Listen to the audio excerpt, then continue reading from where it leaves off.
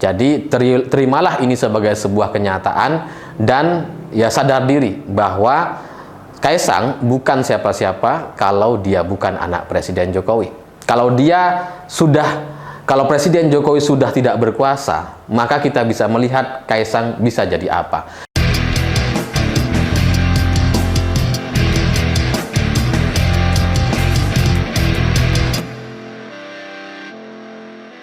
Selamat malam semuanya. Hari ini saya melihat satu video yang sangat-sangat menarik sekali, di mana Kaisang nampaknya marah sekali ketika berada di Pati. Supaya lebih jelas, silahkan simak dulu video berikut ini.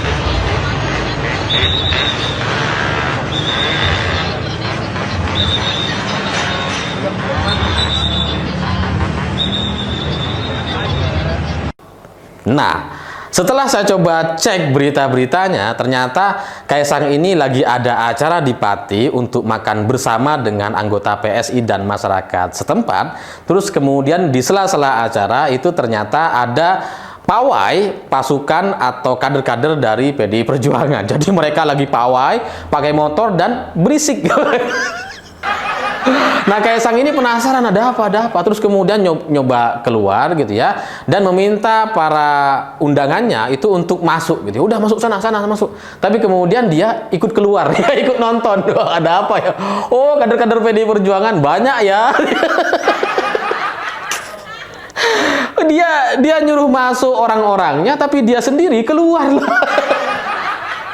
Masuk. Dan kelihatan sekali Kaisang ini marah gitu ya, tapi juga dia bingung, dia nggak tahu mau ngapain. Dia setelah keluar, terus kemudian ada pas pampres, ada polisi di sekitarnya, polisinya juga diem aja, pura-pura gak ada apa-apa gitu kan. Dia ketika keluar pagar mungkin harapannya didatangi, ya gimana mas, ada arahan gitu ya. Tapi ternyata polisinya diem aja gitu ya. Jadi bagi saya ini momen yang sangat-sangat lucu sekali gitu, karena Kaisang nampak bingung. Ini gimana nih cara ngatasinya? Ya gimana gitu. Lawang jalan kan jalan milik kita bersama gitu kan. Jalan ini milik negara kan. Kita bebas untuk lewat kapan aja gitu kan. Jadi kalau ada kader lagi pawai, ya nggak apa-apa dong. Masa mau dihentikan gitu kan. Jadi ya ini sebenarnya banyak orang yang bertanya-tanya kenapa kemudian sampai terjadi situasi yang seperti ini. Dan setahu saya memang Kaisang ini lagi gencar bertemu dengan banyak orang gitu ya, lagi koordinasi lah bahasa kerennya gitu ya. Meskipun sebenarnya dia nampaknya juga bingung gitu, karena beberapa minggu yang lalu teman saya di Malang itu sempat cerita gitu. Dia nanya ke saya, "Mas, saya diajak ini nih timnya Kaisang untuk makan," katanya, makan siang apa makan malam gitu ya, untuk ketemu kopdar intinya gitu ya. Terus kemudian saya jawab, ya udah datang aja. Saya bilang, tapi kan aku ikut Mas Alif katanya. Aku Ganjar katanya.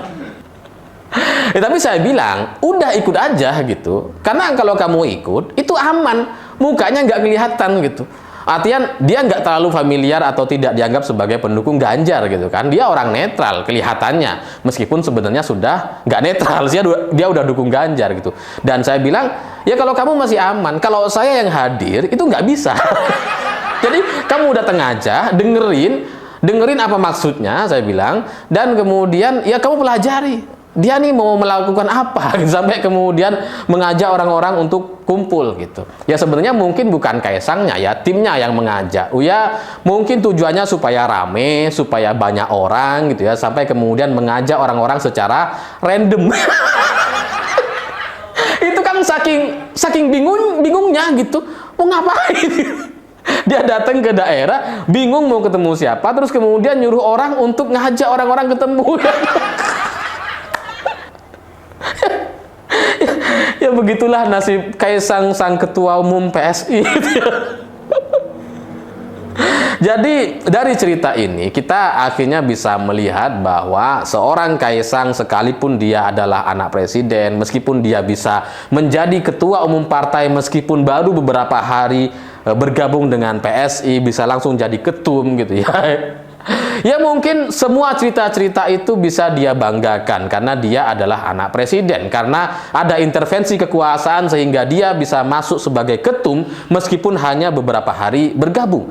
Tapi semua cerita-cerita itu gitu ya, semua cerita kekuasaan yang bisa mengubah undang-undang dengan cara-cara yang instan dan sebagainya, itu tidak sama dengan kenyataan di lapangan, tidak sama dengan kenyataan di masyarakat gitu ya. Di masyarakat, Kaisang ini bukan siapa-siapa gitu. Kalau dia, sekalipun dia anak presiden hari ini, tapi kalau dia datang ke daerah, ya dia bukan siapa-siapa, siapa dia gitu kan. Makanya sampai harus ada undangan-undangan mengajak orang-orang di sekitar untuk bertemu gitu kan. Jadi ketika ngelihat Kaisang nampak kebingungan gitu ya, ada banyak motor yang lewat gitu kan. Ini kan menunjukkan bahwa tidak semua hal bisa dikendalikan oleh kekuasaan. Tidak semua hal bisa kemudian dia atur-atur sesuai dengan kemauannya. Ya mungkin PSI bisa menerima dia meskipun baru 3 hari masuk, mungkin itu bisa diatur. Tapi di lapangan, di rakyat jelata, nggak bisa.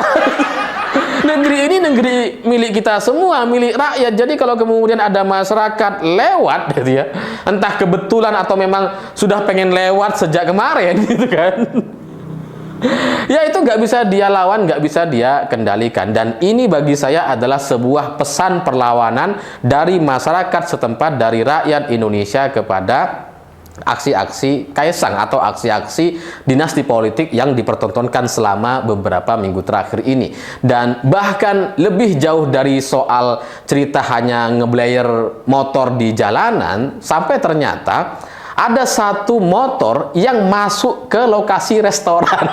Kebayang nggak? Ada satu motor masuk ke restoran dan dia menunjukkan satu perlawanan yang sangat-sangat berani gitu ya. Ya tapi ya begitulah kader-kader PDI Perjuangan gitu. Kader-kader ini, mereka ini adalah saksi sejarah yang mereka sudah ditempa sejak bertahun-tahun yang lalu.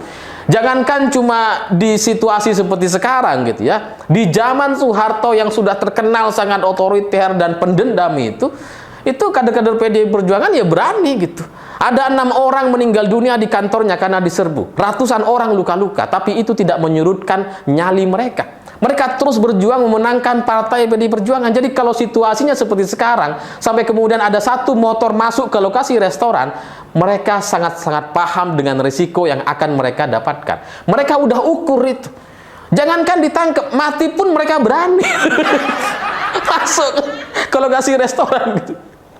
Ya karena mereka yakin, udah perhitungkan ya, meskipun menurut banyak pengamat mayoritas masyarakat kita itu tidak lulus SD, SMP dan sebagainya, tapi mereka ini orang-orang pinter gitu. Mereka udah hitung tuh. Di situ ada banyak polisi gitu ya, ada banyak pengamanan, penjagaan, dan tidak ada salahnya kalau kemudian mereka masuk ke lokasi restoran. Ini siapa yang mau ngelarang? Apa ada undang-undang yang melarang untuk masuk ke restoran? Kan nggak ada. Makanya dia masuk tuh untuk menyampaikan satu pesan perlawanan kepada Kaisang atau keluarga Presiden Jokowi. Dan kalaupun misalkan mereka salah gitu ya, dianggap salah oleh pihak kepolisian, ya paling maksimal ditilang gitu. Mereka udah siap bayar kayaknya tuh, udah siapin itu. Jadi dari aksi blayer motor yang sangat-sangat mengganggu Kaisang sampai kemudian membuat Kaisang marah dan murka itu, tapi dia juga bingung mau ngapain. Bagi saya ini adalah sebuah pesan perlawanan yang kemudian menunjukkan bahwa Kaisang ini jadi seperti nggak ada harga dirinya. Keluarga Jokowi kayak nggak ada harga dirinya gitu karena di blayer sama masyarakat. Dan setelah ini PSI nggak bisa lagi bicara soal etika. Karena kalau soal etika, tanya aja sama Prabowo. Endasmu etik, kata Prabowo. Nggak usah bicara soal etika. Kalau MK sudah kalian intervensi, ada intervensi keluarga di MK. Jadi nggak usah bicara etika kalau kemudian baliho-baliho Ganjar diturunkan secara paksa oleh beberapa oknum itu. Nggak usah bicara soal etika. Ini orang beli motor di jalanan, ya itu udah biasa. Gak cuma pawai gitu, orang hajian pun, orang datang haji pun kita pawai pakai motor gitu kan. Dan itu nggak salah kok, nggak salah karena dilakukan oleh banyak orang. Jadi kalau Kaisang kemudian marah atau ngamuk, ya nggak bisa. Kalau PSI mau bicara soal etika dan sebagainya, sebenarnya lebih tidak etis kalian gitu kan. Jadi saya menyimpulkannya bahwa aksi ini adalah aksi sebuah perlawanan dari masyarakat yang muak dengan dinasti politik atau politik dinasti yang dipertontonkan tanpa rasa malu. Masyarakat menyampaikan perlawanan dan menganggap bahwa keluarga presiden sama sekali tidak ada harga dirinya, karena di acara-acara anak presiden seperti yang dilakukan oleh Kaisang kemarin bisa terganggu hanya oleh suara knalpot. Bayangkan. Ini perlawanan yang sangat luar biasa, ini perlawanan yang patut saya apresiasi. Secara etik mungkin dia agak salah, tapi lebih salah mereka. Lebih salah keluarga Kaisang gitu kan. Jadi ya nggak apa-apa melawan orang yang tidak beretika dengan cara-cara knalpot. Ya mungkin bagi sebagian orang itu akan dianggap kurang menyenangkan, tapi begitulah pesan perlawanan. Semua pesan perlawanan itu tidak pernah menyenangkan. Jadi terimalah ini sebagai sebuah kenyataan dan ya sadar diri bahwa Kaisang bukan siapa-siapa kalau dia bukan anak Presiden Jokowi. Kalau Presiden Jokowi sudah tidak berkuasa, maka kita bisa melihat Kaisang bisa jadi apa. Saya pikir itu. Terima kasih sudah menonton. Begitulah kura-kura.